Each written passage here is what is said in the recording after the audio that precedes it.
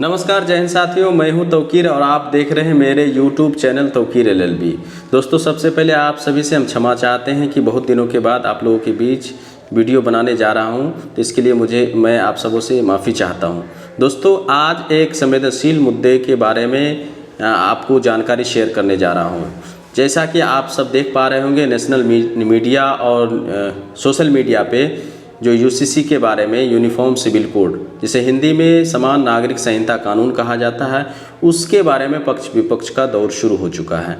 तो मुस्लिम समाज के लोग इस पर जो है Jamaat Islami, all India Muslim personal law board और जमात उलमा-ए हिंद, ये तीन संगठन मुख्य रूप से सरकार का मुखालफत कर रहे हैं और सरकार को कन्विंस करने का प्रयास कर रहे हैं यह कानून काला कानून है, इसे आप नहीं बनाएं, इस कानून को नहीं बनाएं।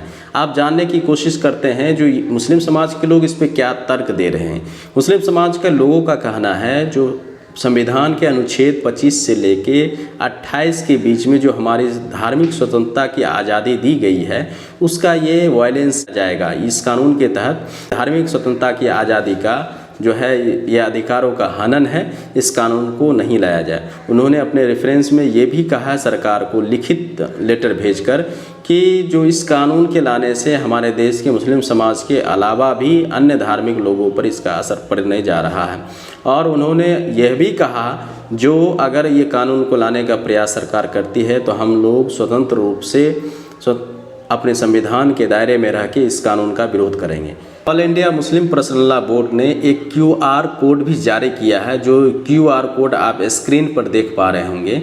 अगर जो भी लोग को इस कानून को लाने से एतराज़ है, वो लोग कोई भी धर्म का हो, चाहे जिस भी धर्म को मानने वाले हो, इस QR कोड को स्कैन कर सकते हैं। कैसे स्कैन करेंगे? आप अपने मोबाइल में गूगल पे या गूगल क्रोम पे जाएंगे और वहाँ पर कैमरा का आइकन बना होगा, उस पर जैसे ही क्लिक करेंगे तो जिस तरह से आप पे फ़ोन में QR कोड स्कैन करते हैं, उसी प्रकार आप उस QR कोड जो आप स्क्रीन पर देख रहे हैं, उस QR कोड को स्कैन कर दें। ऑटोमेटिक आपका ईमेल जो जिससे यूट्यूब और गूगल चल रहा है उसे डिटेक्ट कर लेगा और भारत सरकार के 6 ईमेल जो सरकार का है उस पर ऑटोमेटिक आपको लेके चला जाएगा। आप जैसे ही उस पर सेंड करेंगे, सरकार को आपकी राय पहुंच जाएगी। उससे सरकार को भी बड़ी आसानी होगी। जो हमारे देश के नागरिक जिसके लिए हम अपने स्तर से जो आप सोच रहे हैं, जो मैं बेहतर करने का प्रयास कर रहा हूँ, उनको भी ये कन्विंस हो जाएंगे।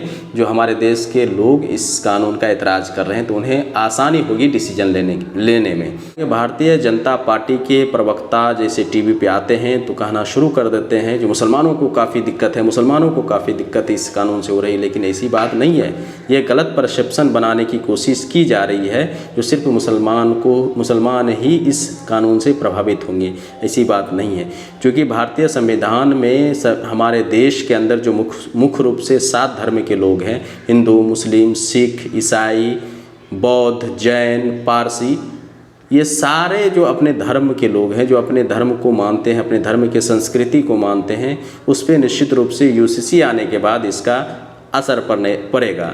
आप जानने की कोशिश करते हैं जैसा संविधान के अनुच्छेद 25 और 28 को, तो उसमें संविधान में ये सभी धर्म के लोगों को आज़ादी दी गई है। जो कोई भी व्यक्ति किसी भी धर्म को फॉलो करे, किसी भी धर्म को माने, उसको पूरी आज़ादी होगी और अपने धर्म के मुताबिक ज़िंदगी को गुजारे, उसकी आज़ादी होगी।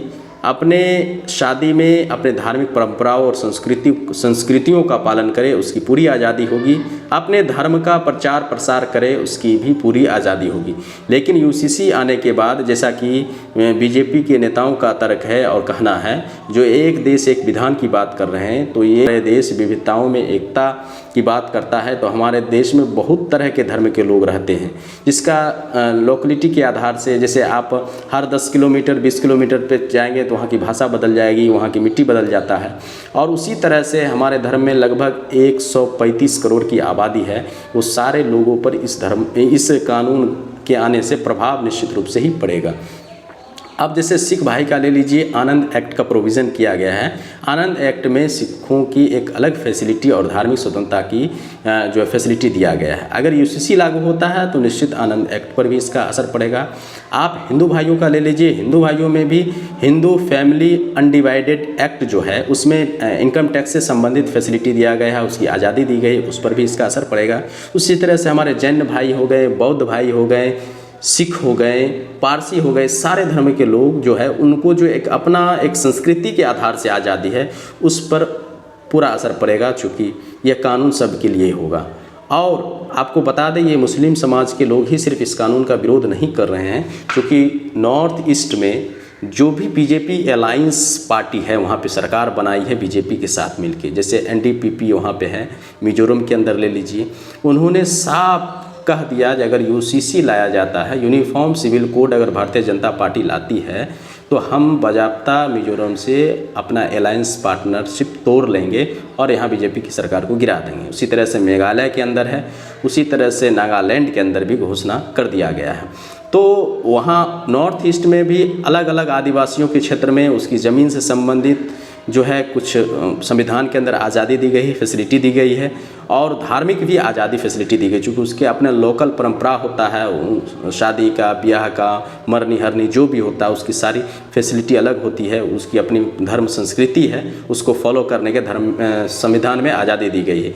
चूँकि जब यूसीसी लागू हो जाएगा तो पूरे देश के अंदर जो भी परंपरा है, जो भी संस्कृति है, जो भी अपनी उसकी आज़ादी है, उस पर इसका असर निश्चित रूप से ही पड़ने जा रहा है। तो दोस्तों हम सब ने जाना यूसीसी क्या है, और यूसीसी अगर लागू होती है तो मुस्लिम समाज के अलावा हमारे देश में जो भी धर्म के लोग रहे उन सबों पे इसका बुरा असर पड़ सकता है। तो महत्वपूर्ण विषय को हम सभी ने जाना। यदि वीडियो अच्छी लगी हो तो मेरे वीडियो को ज़रूर लाइक कर दें। मेरे चैनल पे नए विजिट कर रहे हैं तो मेरे चैनल को ज़रूर सब्सक्राइब कर दें। फिर मिलेंगे नेक्स्ट वीडियो में एक नए टॉपिक के साथ। तब तक के लिए नमस्कार, जय हिंद, वंदे मातरम।